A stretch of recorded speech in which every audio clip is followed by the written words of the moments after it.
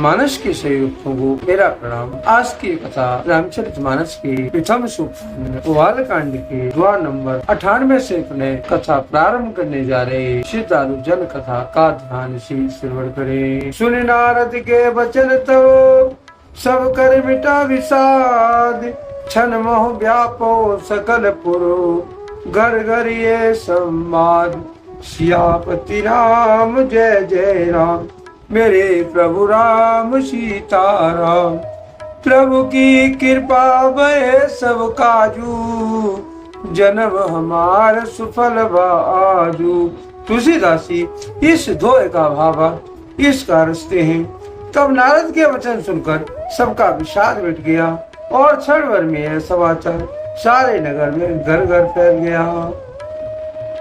तब महीना हिमवंत आनंदे, पुन पुन पार्वती पद बंदे। नारे पुरुष शिशु जुवा सयाने, नगर लोग सब अति हर्षाने। तब मैना और हिमान आनंद में मग्न हो गए। उन्होंने बार पार्वती जी के चरणों की वंदना की। स्त्री पुरुष बालक युवा और वृद्ध नगर के सभी लोग बहुत प्रसन्न हुए। लगे होनपुर मंगल गाना, सजे सवै हाटक घटनाना। भांति अनेक वही जीवनारा, सूप शास्त्र जस कुछ विवारा। नगर में मंगल गीत गाए जाने लगे और सब भांत भांत के स्वर्ण के कलश सजाए गए। पाक शास्त्र में जैसी रीत है उसके अनुसार अनेकों भांत की जीवनार हुई रसोई बनी। सो जीवनार के जाय बखानी, बसे भवन जे मात भवानी। सादर बोले सकल बराती, विष्णु विरंच देव सब जाति। जिस घर में स्वयं माता भवानी रहती हो, वहाँ की जीवनार्थ भोजन सामग्री का वर्णन कैसे किया जा सकता है। हिमाचल ने आदर पूर्वक सब बरातियों को विष्णु ब्रह्मा और सभी देवताओं को बुलवाया। विविधि पात बैठी जीवनारा, लागे परसन निपुण सुआरा। नारी वृंद सुर जेवत जानी, लगी देने गारी मृदवानी। भोजन कराने वालों की बहुत सी पंगत बैठी है। चतुर रसोइये भोजन परोसने लगे। स्त्रियों की मंडलियां देवताओं को भोजन करते जानकर कोमल वाणियों से गाली देने लगी। गारी मधुर स्वर देह सुंदर, व्यंग वचन सुनावई। भोजन करे सूर्य अति विलंब विरोध, सुने सच पावही। जेवत जो वाड्यो आनंद सो, मुख कोटे नहीं परे कयो। हचवाए दीने पान गवने, बासुजे जाको रहो। जब सुंदरी स्त्रियां मीठे स्वर में गालियां देने लगी और व्यंग भरे वचन सुनाने लगी, देवगण विनोद सुनकर बहुत सुख अनुभव करते हैं। इसीलिए भोजन करने में बड़ी देर लग रही है। भोजन के समय जो आनंद बढ़ा वो करोड़ों मुख से भी नहीं कहा जा सकता। भोजन कर चुकने पर सबके हाथ मुंह धुलवाकर पान दिए गए। फिर सब लोग जहाँ ठहरे थे वहां चले गए। बहुरे मुने हिमवंत कहीं, लगन सुनाई आए। समय विलोक विवाह करे, पठे देव बोलाए।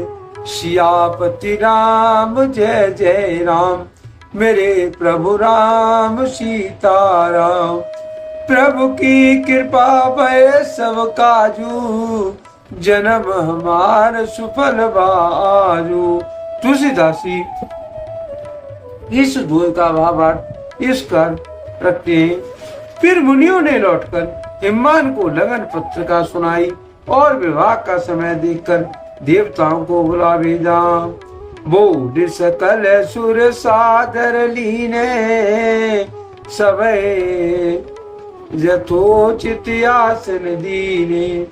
वेदी वेद विधान सवारी, सुभग सुमंगल गावह नारी। सब देवताओं को आदर पूर्वक बुलवा भेजा और सबको यथा योग्य आसन दिए। वेद की रीत से वेदी सजाई गई और स्त्रियां सुंदर श्रेष्ठ मंगल गीत गाने लगी। सिंहासन अति दिव्य सुहावा, जाय के वर ने विरंच बनावा। बैठे शिव विप्र सिरनाई, हृदय सुमेर निज प्रभु रघुराई। वेदिका पर एक अत्यंत सुंदर दिव्य सिंहासन था, जिसकी सुंदरता का वर्णन नहीं किया जा सकता, क्योंकि वह स्वयं ब्रह्मा जी का बनाया हुआ था। ब्राह्मणों को सिर नवाकर और हृदय में अपने स्वामी श्री रघुनाथ जी का स्मरण करके शिव जी उस आसन पर बैठ गए। बहुर मुनि सै उमा बुलाई, कर सिंगार सखी ले आई। देखते रूप सकल सुर मोहे, बरने छवि अस जगह कवि कोहे। फिर मुनीश्वर ने पार्वती जी को बुलाया, सखियां श्रृंगार करके उन्हें ले आई। पार्वती जी के रूप को देखते ही सब देवता मोहित हो गए। संसार में ऐसा कौन कवि है जो सुंदरता का वर्णन कर सके। जगदम्बिका जाने भव भामा, स्वरय मने मन कीन प्रणामा। सुंदरता मर जादि भवानी, जाय न कोट बदन बखानी।